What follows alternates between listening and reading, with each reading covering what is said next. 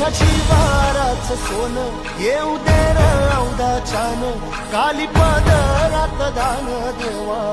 कृपा करी आवत ये काळ्या मे